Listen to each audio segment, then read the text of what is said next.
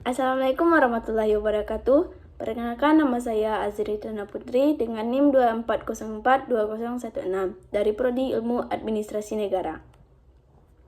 Baiklah, saya akan menjelaskan tentang hubungan masyarakat dengan keberadaan norma hukum, jenis-jenis norma, sejarah hukum, dan sejarah hukum Indonesia. Hubungan masyarakat dengan keberadaan norma hukum. Keberadaan hukum penting dalam masyarakat karena mengatur perilaku manusia. Hukum berfungsi tidak hanya sebagai pengatur pasif, tetapi juga secara aktif mengendalikan tindakan individu dan mendorong perubahan yang terencana. Agar hukum dapat berlaku, maka hukum harus memperhatikan asas-asas hukum, filsafat, dan sosiologi sesuai dengan nilai-nilai masyarakat. Tujuan hukum adalah untuk menciptakan kedamaian, ketertiban, dan kepastian hukum. Selanjutnya adalah jenis-jenis norma. Yang pertama yaitu ada norma kesopanan. Norma yang mengatur etika dan tata krama dalam interaksi sosial. Norma ini berfokus pada bagaimana individu harus berperilaku sopan dan sesuai dengan adat istiadat sosial. Yang kedua adalah norma etika. Aturan terkait etika dan moralitas yang dianggap baik dan pantas dalam masyarakat. Norma-norma ini mengatur bagaimana individu harus bertindak secara etis dan moral.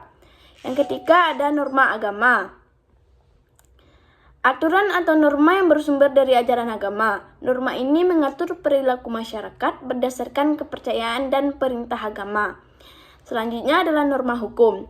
Aturan yang ditetapkan oleh negara dengan sanksi yang tegas bagi pelanggarnya.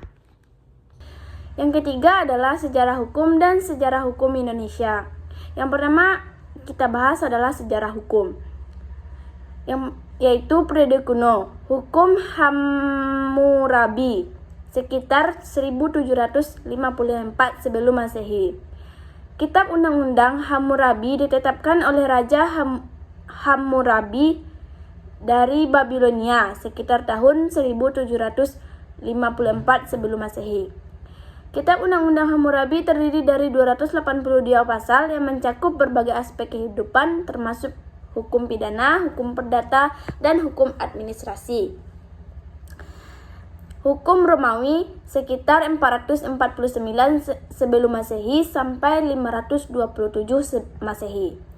Sistem hukum yang dikodifikasikan dalam Corpus Juris Civilis oleh Kaisar Justinian yang memengaruhi banyak sistem hukum di Eropa dan negara-negara lain. 12 kitab hukum merupakan dasar hukum Romawi yang ditetapkan pada tahun 450 sebelum Masehi. Selanjutnya, periode abad pertengahan. Hukum umum. Sistem hukum yang berasal dari Inggris dan diterapkan di banyak bekas kolonial Inggris. Sistem ini berkembang melalui keputusan pengadilan presiden dan prinsip hukum yang dikembangkan dari praktik pengadilan. Hukum kanonik.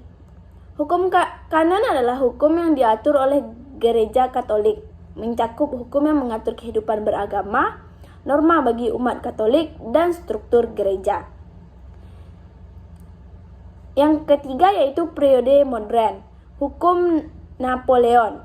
Kitab Undang-Undang Napoleon adalah seperangkat hukum yang ditetapkan di bawah kekuasaan Napoleon Bonaparte di Prancis pada tahun 1804. Kitab undang-undang ini sangat berpengaruh dan menjadi dasar hukum perdata di banyak negara lain, baik di Eropa maupun di luar Eropa. Selanjutnya adalah sejarah hukum Indonesia. Periode prakolonial. Yang pertama yaitu hukum adat. Sebelum masuknya pengaruh luar ke Indonesia, hukum yang berlaku saat itu adalah hukum adat, yaitu hukum tidak tertulis yang berkembang secara alamiah dalam masyarakat. Pengaruh Hindu-Buddha. Dari abad ke-14 hingga abad ke-15, pengaruh Hindu-Buddha sangat kuat di Kepulauan Indonesia, seperti yang terlihat jelas di Kerajaan Kutai, Sriwijaya, dan Majapahit. Kerajaan-kerajaan ini sangat dipengaruhi oleh Dharma Sastra dan ajaran Buddha. Selanjutnya adalah masa kolonial. Hukum Islam. Hukum Islam mulai masuk ke Kepulauan Indonesia pada abad ke-13. Hukum ini mulai memengaruhi hukum adat, terutama di bidang hukum, keluarga, warisan, dan perkawinan. Hukum kolonial Belanda. Dengan datangnya VOC, pada abad ke-17, Belanda memperkenalkan hukum Eropa, khususnya hukum Belanda. Pada tahun 1848, Belanda mulai memperkenalkan Kitab Undang-Undang Hukum Perdata dan Kitab Undang-Undang Hukum Pidana, yang menjadi landasan hukum bagi orang Eropa dan penduduk asli. Era pergerakan nasional dan jalan menuju kemerdekaan. Pengaruh nasionalisme.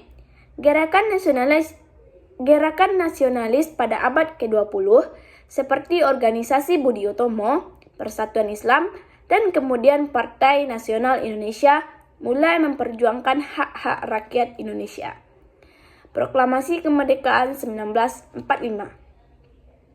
Indonesia memproklamasikan kemerdekaannya pada tanggal 17 Agustus 1945. Tetapi negara tersebut tetap menggunakan sistem kolonial. Proses pembentukan hukum Indonesia dimulai dengan Undang-Undang Dasar 1945 yang menjadi dasar konstitusi negara. Sekian penjelasan singkat dari saya. Kalau ada salah kata, saya mohon maaf. Assalamualaikum warahmatullahi wabarakatuh.